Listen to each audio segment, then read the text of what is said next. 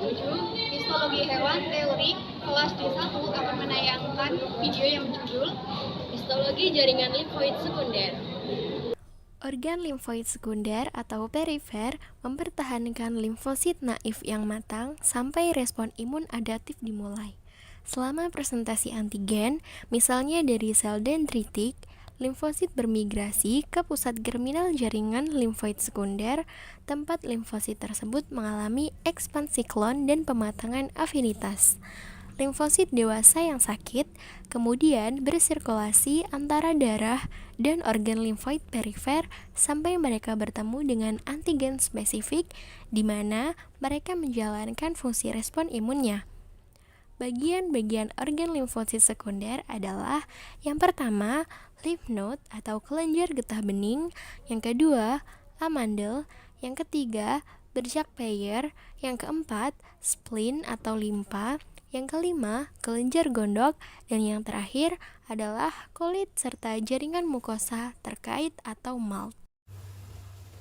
Di sini saya akan menjelaskan tentang kelenjar getah bening. Kelenjar getah bening merupakan organ berbentuk kacang berwarna putih kecoklatan hingga coklat yang tersebar di seluruh tubuh. Kelenjar getah bening memiliki kapsul halus yang melaluinya banyak limfatik aferen mengalir ke dalamnya. Nah, korteks mengandung folikel limfoid primer pada kelenjar getah bening naif dan sekunder pada kelenjar getah bening teraktivasi. Kelenjar getah bening sekunder memiliki pusat germinal yang reaktif sebagai respons terhadap rangsangan sel penyaji antigen. Limfatik aferen tunggal dari setiap kelenjar getah bening mengalir ke batang limfatik yang akhirnya mengalir ke vena. Nah, kelenjar getah bening terlibat dalam produksi imunitas seluler dan humoral. Mereka menyaring semua jenis benda asing, virus, bakteri, dan sel tumor. Menanggapi antigen yang disajikan pada limfosit T dan B teraktivasi, diproduksi, dan juga membantu drainase getah bening. Dengan tidak adanya kelenjar getah bening, seperti yang terjadi pada pasien kanker pasca limfadektomi, limfadema berkembang, dan risiko angiosarkoma meningkat. Berikut adalah irisan histologi dari kelenjar getah bening. Terlihat bagian-bagian seperti korteks, kapsul, limfatik aferen, germinal center, dan bagian-bagian lainnya. Amandel adalah organ limfoid sekunder yang terletak di oro dan nasofaring pada sebagian besar spesies kecuali hewan pengerat. Anjing memiliki 4 sel amandel yaitu lingual. Jaringan limfoid menyebar di dasar caudodorsal, palatin di dinding lateral faring tepat di kaudal lengkungan palatoglosal, faring di atap nasofaring, dan amandel tuba di bukaan saluran pendengaran. Primata memiliki setidaknya 3 set amandel selain null seperti dijelaskan di atas, lingual, palatin, dan faring, dan mungkin memiliki amandel tuba seperti halnya manusia dan semua hewan peliharaan lainnya kecuali hewan pengerat. Dua jenis amandel yaitu yang memiliki kripta, yaitu amandel folikuler, dan yang tidak memiliki kriptus. Kripta tonsil adalah invaginasi epitel permukaan yang buta dan sering bercabang ke dalam jaringan limfoid submukosa. Amandel tanpa kripta biasanya memiliki epitel permukaan yang sedikit terlipat dan menonjol ke oro atau nasofaring. Strukturnya mirip dengan berkas Peyer tetapi berbeda pada epitel di atasnya. Jaringan limfoid terkait mukosa atau MALT mengacu pada sistem difus dari konsentrasi kecil jaringan limfoid yang ditemukan di berbagai situs membran submukosa tubuh. Situs-situs ini termasuk saluran pencernaan, nasofaring, tiroid, payudara, paru-paru, kelenjar ludah, mata, dan kulit. MALT adalah komponen penting dari sistem kekebalan tubuh dan berlokasi strategis untuk menghadapi antigen yang melewati epitel mukosa. Jaringan limfoid dalam MALT dihuni oleh berbagai sel imun termasuk sel T, sel B, sel plasma, dan makrofag. Sel-sel ini memainkan peran penting dalam respon imun yang terjadi pada selaput lendir. Misalnya sel B menghasilkan antibodi termasuk imunoglobulin A yang memberikan kekebalan lokal dan perlindungan terhadap patogen. Sel T terlibat dalam respon imun yang diperantarai sel Dalam kasus mold usus, sel-sel khusus yang disebut sel M hadir. Sel-sel M ini mengambil sampel antigen dari lumer usus dan mengirimkannya ke jaringan limfoid di bawahnya untuk memulai respon imun. Proses ini membantu dalam pengenalan dan penghapusan patogen. Bergantung pada lokasi spesifiknya, mold dapat dikategorikan lebih lanjut ke dalam subtipe yang berbeda. Misalnya, jaringan limfoid terkait hidung atau node mengacu pada jaringan limfoid yang ada di rongga hidung, sedangkan jaringan limfoid terkait usus atau gall mengacu pada jaringan limfoid yang ditemukan di saluran pencernaan. Demikian pula jaringan limfoid terkait bronkus atau belt mengacu pada jaringan limfoid yang terkait dengan bronkus. Dan ada juga jaringan limfoid yang terkait dengan sistem genitourinary. Selanjutnya adalah jaringan limfoid terkait usus atau biasa disebut GALT adalah komponen penting dari jaringan limfoid terkait mukosa atau mold dan sangat penting dalam pertahanan sistem kekebalan terhadap penyusup di usus. Permukaan mukosa usus itu tipis dan bertindak sebagai penghalang permeable untuk penyerapan makanan. Nah, karena tipis dan permeable sehingga rentan terhadap infeksi. Mayoritas patogen menular yang masuk ke tubuh manusia masuk melalui usus. Akibatnya, GALT memainkan peran penting dan mempertahankan tubuh terhadap infeksi berbahaya. Jaringan limfoid terkait usus atau GALT didistribusikan ke seluruh usus, meliputi area yang luas sekitar 300 meter persegi.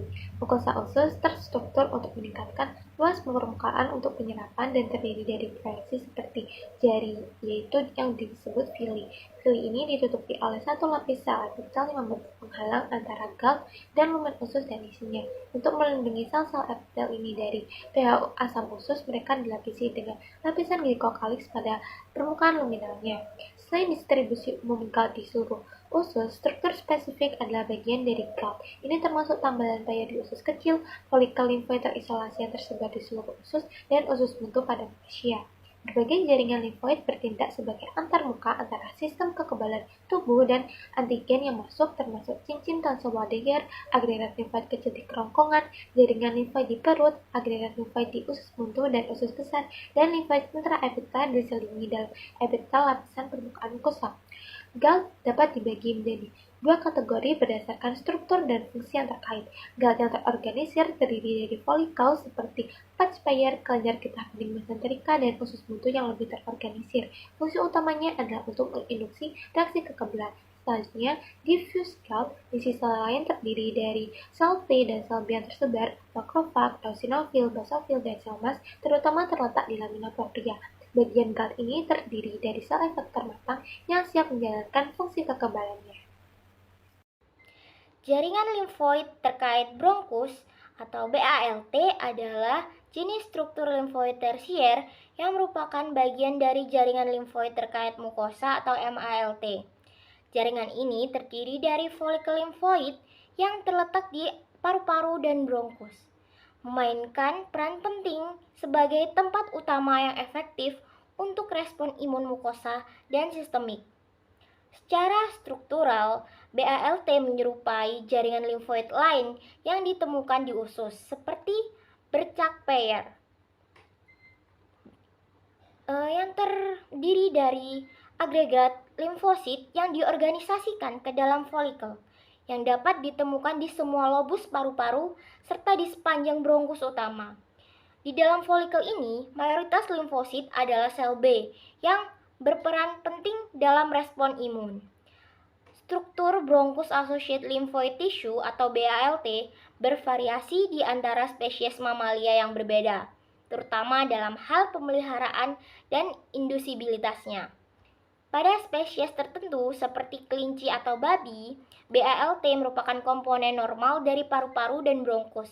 Namun, pada tikus dan manusia, itu hanya diamati setelah infeksi atau peradangan, dan dengan demikian disebut BALT yang dapat diinduksi atau IBALT. Terlepas dari perbedaan tersebut, BALT dan IBALT secara struktural dan fungsional serupa. BALT biasanya terletak di sepanjang percabangan bronkus atas, terletak tepat di bawah epitel dan sering berada di antara arteri dan bronkus, dan dapat ditemukan di daerah perivaskular, peribronkial, dan bahkan interstisial di saluran udara bagian bawah paru-paru. Jaringan limfoid terkait nasofaring atau NALT yang merupakan bagian dari mukosa associated lymphoid tissue atau MALT yang terdapat pada mukosa hidung, yang berfungsi sebagai sistem kekebalan saluran hidung, melindungi tubuh dari virus di udara dan agen infeksius lainnya. Pada manusia, NALT dianggap analog dengan cincin Waldeyer yang mencakup amandel dan sel kekebalan lain yang mendasari saluran tenggorokan dan hidung. Struktur NALT mirip dengan kelenjar getah bening, tetapi tidak memiliki kapsul dan limfatik, yang terdiri dari folikel yang terutama terdiri dari sel B dikelilingi oleh sel T dan pusat germinal. Pusat germinal adalah tempat sel B mengalami proliferasi yang bergantung pada antigen. Antigen dan partikel asing yang masuk ke saluran hidung terperangkap di dalam kripta dalam limfoepitel. Dari sana mereka diangkut ke folikel limfoid di dalam NALT. Hal ini yang memungkinkan interaksi antara antigen dan sel imun, yang mengarah ke respon imun terhadap patogen potensial. Secara keseluruhan, NALT memainkan peran penting dalam pertahanan terhadap infeksi di udara dengan menangkap antigen dan mengaktifkan sistem kekebalan di dalam mukosa hidung. Struktur nasofaring associated lymphoid tissue atau NALT pada tikus terlokalisasi pada langit-langit lunak tulang rawan rahang atas. Yang hal ini terletak bilateral di sisi posterior langit-langit. NALT terutama terdiri dari limfosit dengan zona berbeda yang diperkaya dengan sel T dan sel B. Follicle associated epithelium atau FAE di dalam NALT mengandung sel epitel khusus yang disebut sel M, yang berperan dalam asupan antigen dari mukosa. Selain itu, beberapa eritrosit, sel dendritik, dan makrofag hadir di NALT. Di daerah tertentu, pembuluh limfatik dan venula endotel tinggi dapat ditemukan. Nodus limfatikus terdiri dari kapsula dan trabekula pendek yang menjulur ke dalam organ. Korteks terletak di superficial zona nodular dan centrum germinativum tercat pucat. Medula terletak di pusat dan internal dengan sel bebas yang tersebar membentuk korda medularis. Fungsi dari nodulus limfatikus yaitu membatasi penyebaran sel bakteri dan sel-sel ganas dengan mengangkatnya dari limfe sebelum memasuki sel darah melalui ductus thoracicus. Struktur nodulus tidak bersimpai tetapi memiliki struktur mikroskopis yang sama dengan nodulus dalam korteks nodus limfatikus. Nodulus terdiri atas limfosit berhimpit padat terutama limfosit B yang berkembang menjadi sel plasma dengan adanya rangsangan antigenik yang sesuai. Nodulus limfatikus terdiri dari nodulus primer yang berbentuk sferis atau oval dan tanpa daerah pusat yang jelas, dan nodulus limfatikus sekunder yang memperlihatkan zona yang terang.